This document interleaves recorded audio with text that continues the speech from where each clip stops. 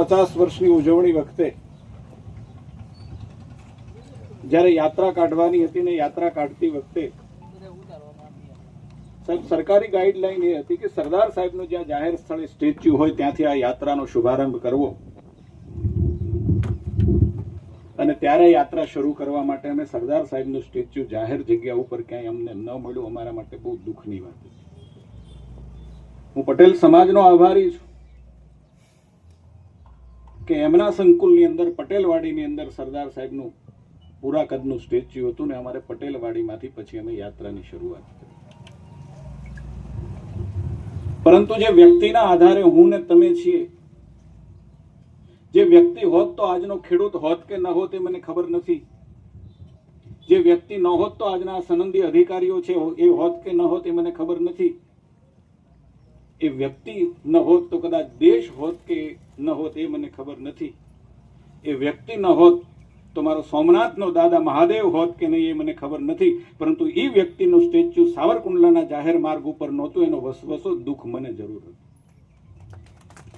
અને ત્યારે મેં નિર્ણય કર્યો તો જાહેરાત કરી હતી ગુરુકુળમાંથી કે 6 મહિનાની અંદર સરદાર સાહેબનું પૂર્ણ કદનું સ્ટેચ્યુ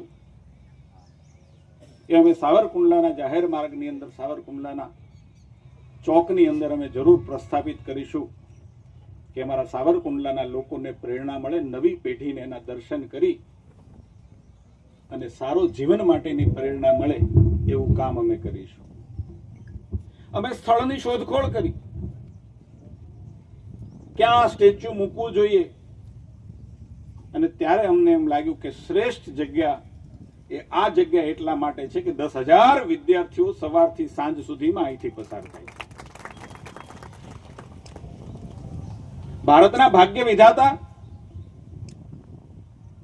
એ કદાચ કોઈ રાજકીય પુરુષ હોઈ શકે કે ન હોઈ શકે મને ખબર નથી. અહીંયા બેઠેલા લોકો હોઈ શકે કે ન હોઈ શકે નહીં એ મને ખબર નથી. પરંતુ નવનિર્મિત ભારતના ભાગ્ય વિધાતા કોઈ હોય તો આ દેશના બાળકો છે, સામે બેઠેલા મારા વિદ્યાર્થીઓ છે, વિદ્યાર્થીનીઓ છે. અને સવારમાં ઉઠીને નિશાળે જતા સરદાર સાહેબના દર્શન કરે તો એમ માનું છું કે એનો સાહેબ આખો દિવસ સુધરી જાય, અને રોજ દર્શન કરે તો એની જિંદગી સુધરી જાય ને એટલા માટે અમે આ સ્થળની પસંદગી કરી. નગરપાલિકાનો પણ આભાર માનું છું કે એમણે 2 ડગલા આગળ વધી અને એમના માટેની મંજૂરી આપી. આબેહૂબ સરદાર સાહેબની પ્રતિમા એ સાવરકુંડલાની અંદર પ્રસ્થાપિત થયું. હું માનું છું કે આજે અષાઢી બીજનો દિવસ છે. જગતનો તાત અને જગતનો નાથ એ બંને આજે પરિભ્રમણ કરવા નીકળ્યા છે ને ત્યારે વિચારતા હશે કે સાવરકુંડલાના પાદરની અંદર આ રાષ્ટ્ર મહાપુરુષ છે, રાષ્ટ્રીય મહાપુરુષની સ્ટેચ્યુ અહીંયા છે ને હું માનું છું કે એને પણ ખુશી થતી હશે કે મારા ભારતની અંદર સનાતન ધર્મને સુરક્ષિત રાખવા માટે જેમણે પોતાના જીવન ખર્ચી નાખ્યું એવા વ્યક્તિનું સ્ટેચ્યુ આજે અહીંયા સાવરકુંડલાની અંદર છે ને ત્યારે અષાઢી બીજે મારો એ જગન્નાથ ભગવાન પણ ખુશ થતો હશે. આજની ઘટના એ નાની ઘટના નથી. અને મારા માટે હું કોઈનાથી આમ ડરું એવું નથી, પણ હું ડરું છું મારી બેન દીકરીની ઇજ્જતથી ડરું છું. જ્યારે હું અહીંયા રહેવા આવ્યો ત્યારે જોતો હતો કે આ વિસ્તાર સવારમાં 6 વાગે બેન દીકરી સૌથી પહેલા અહીંથી પસાર થતી હોય. પોલીસની દ્રષ્ટિએ ડ્રાય વિસ્તાર હતો. ઘટના રોજ નથી ઘટતી. ઘટના 25 વર્ષ 50 વર્ષ એક વખતે બનતી હોય છે, અને એવી ઘટના જ્યારે બને છે ત્યારે શહેર ઉપર કાળી ટીલી લાગી જતી. સુરતની અંદર 5:30 વાગે ટ્યુશનમાં જતી દીકરી એ જ્યારે કોઈ નરાધમનો શિકાર બની મારા ગુજરાત ઉપર કાળી ટીલી લાગી હતી ને એ ઘટના મને યાદ હતી ને એટલા માટે મેં વિચાર કર્યો હતો કે કે હાઈસ્કૂલ હોય કે અમારી મહિલા ગર્લ્સ સ્કૂલ હોય એની વચ્ચે જરૂર પોલીસનો સુરક્ષા સેતુ હોવો જોઈએ. એટલા માટે મેં એસપી સાહેબને વિનંતી કરી. ઘણા લોકો કે અહીંયા શું પોલીસ ચોકીની જરૂર હતી? જરૂર નથી, વાત સાચી છે. પરંતુ ઘટના જન્મ લે છે ને આના ચોઘડિયા આપણને કોઈ દિવસ બતાવતું નથી કે હું મંગળવારે 12:40 કાળ ચોઘડિયામાં આવીશ એવું આપણને કહેતું નથી. અને એટલા માટે અમે નિર્ણય કર્યો કે એક પોલીસ ચોકી જ્યાં ઉભા છે એ સ્થળે બનવી જોઈએ ને આધુનિક પોલીસ ચોકી બનવી જોઈએ. હું જિલ્લાના પોલીસ વડાનો આભારી છું કે એને કદાચ રાજ્યની અંદર જેવી પોલીસ ચોકી નહીં હોય એના કરતા આધુનિક પોલીસ ચોકીનું પ્લાન કરી અમને આપ્યા છે કે જે પોલીસ ચોકીની ચારેય બાજુ સીસીટીવી કેમેરા હશે, ડિજિટલાઇઝ યુક્ત પોલીસ ચોકી પહેલી કદાચ ગુજરાતની અંદર બનશે તો એ સાવરકુંડલાની અંદર પહેલી પોલીસ ચોકી બનશે કે આવનારા લોકો કોણ જાય છે કોણ આવે છે એની ઉપર પણ નજર રાખશે અને એનો રેકોર્ડ પણ એ પોલીસ ચોકીની અંદર હશે. એવી પહેલી પોલીસ ચોકી, આધુનિક પોલીસ ચોકી સાવરકુંડલાની અંદર બનવા જઈ. એ પોલીસ ચોકી કોઈને હેરાન કરવા માટે નહીં, કોઈને નડવા માટે નહીં, પરંતુ સાવરકુંડલાની જનતા, સાવરકુંડલાના બાળકો એની સુરક્ષા માટે થઈ રહી છે. અને એટલા માટે પોલીસ વડા હોશિયાર બહુ છે. આપણે કઈ પોલીસને કઈ ખબર નથી, સૌથી વધારે એને ખબર પડે.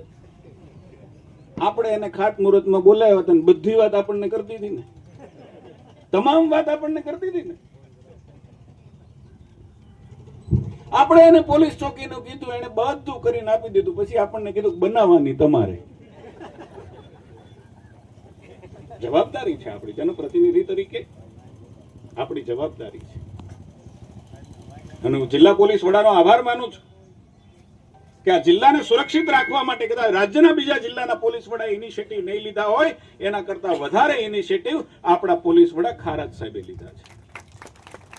તમે જોયું એક પછી એક બનાવોની વિગતો, એ ડિજિટલ એરેસ્ટ હોય કે મ્યુલ એકાઉન્ટ હોય કે બનાવટી મજૂર બનીને તમારી સાથે લાંબો સમય રહીને સંબંધ બાંધીને જે પ્રકારે લૂંટ થતી હોય છે એના કેટલાક કિસ્સાઓ પણ એમણે કીધા.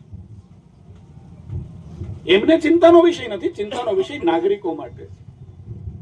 અને નાગરિકોની સુરક્ષા માટે પોલીસ આવું કામ કરતી હોય તો આપણે પણ બે ડગલા આગળ ચાલી અને ફરજ બને છે કે આપણે પણ એમનું કામ નાનું મોટું હોય તો આપણે કરીએ ને. એટલા માટે અમે નક્કી કર્યું છે કે પોલીસ ચોકી એ પણ આપણે એમને બનાવી આપીશું. ત્રીજું મહત્વનું કામ કે એક વખતનો આ પોશ વિસ્તાર શાંતિ અને સુરક્ષાથી થનગનતો આ વિસ્તાર ઇન્ફ્રાસ્ટ્રક્ચરને કારણે અમારા ફ્રેન્ડ સોસાયટીના ચેરમેન ધીરુભાઈ બેઠા છે. ક્યાંક ઇન્ફ્રાસ્ટ્રક્ચરના અભાવને કારણે કે ક્યાંક વ્યવસ્થાની અંદર અવગણનાને કારણે આ વિસ્તાર ક્યાંક પાછો પડતો દેખાતો. સાવરકુંડલાની મૂળ ઓળખ સમાન આ વિસ્તાર હતો.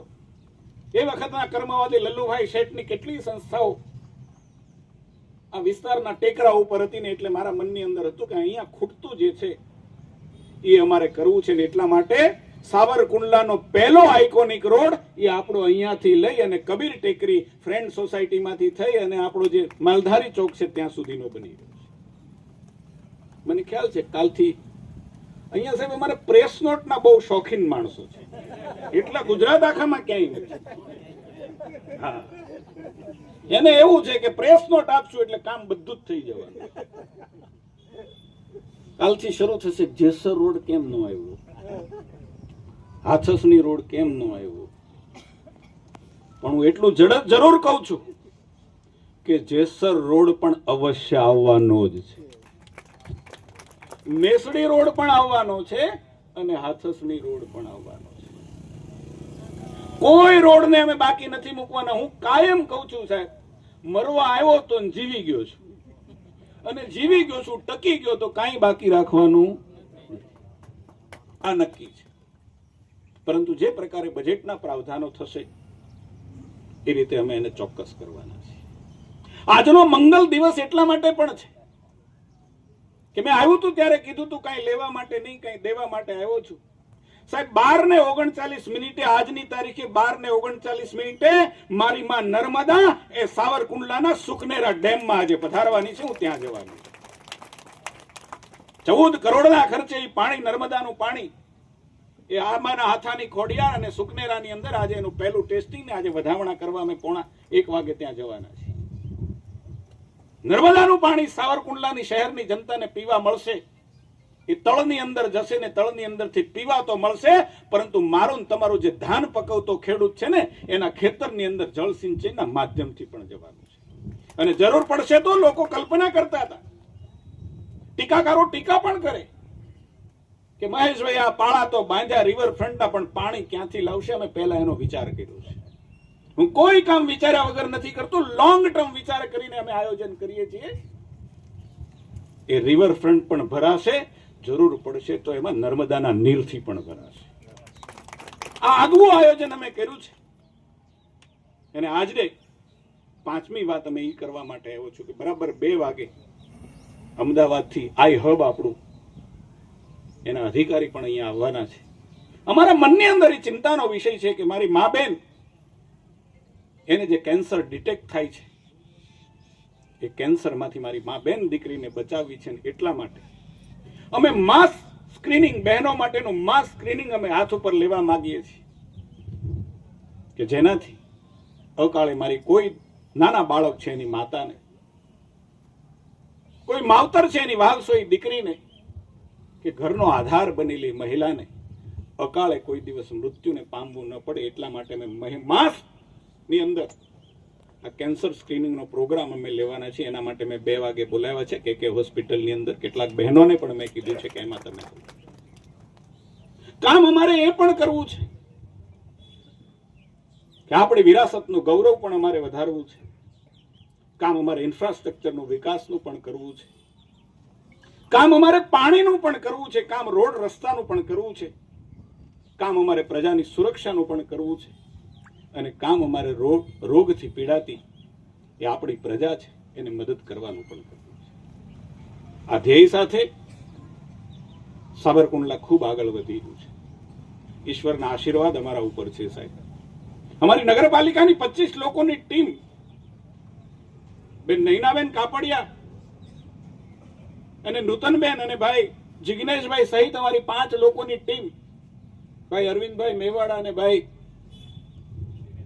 દિનેશભાઈ, એની ટીમ જે પ્રકારે કામ શરૂ કર્યું છે, ઈશ્વરના આશીર્વાદ છે કે 10 વર્ષમાં અમારી 5 વખત નાવલી નહોતી આવી, એ 2 વખતમાં આવીશ 2 દિવસમાં. આ ઈશ્વરનો સંકેત છે સાહેબ. કોઈ દી કોઈ એવી માગણી નહોતી કરી નાવલી ઊંડી કરો. હવે પહેલી વખત વેપારીઓએ ક્યાંક માગણી કરી છાપામાં. અમને ડાયરેક્ટ માગણી છાપામાં થાય. કોઈ અધિકારીને માગણી નહીં કરવાની, કોઈ પ્રશાસનિક વ્યવસ્થામાં નહીં જવાનું, કોઈ દરખાસ્ત નહીં મૂકવાની. પ્રેસ નોટ લખી દો એટલે અમારી માગણી થઈ ગઈ. એવું અહીં માનવા વાળો વર્ગ છે. હું એમ માનું છું કે આમાંથી પણ બહાર નીકળવાની જરૂર છે. ફરી એક વખત સમય ઘણો થયો છે. પોલીસ પરેડ ગ્રાઉન્ડ ખાતે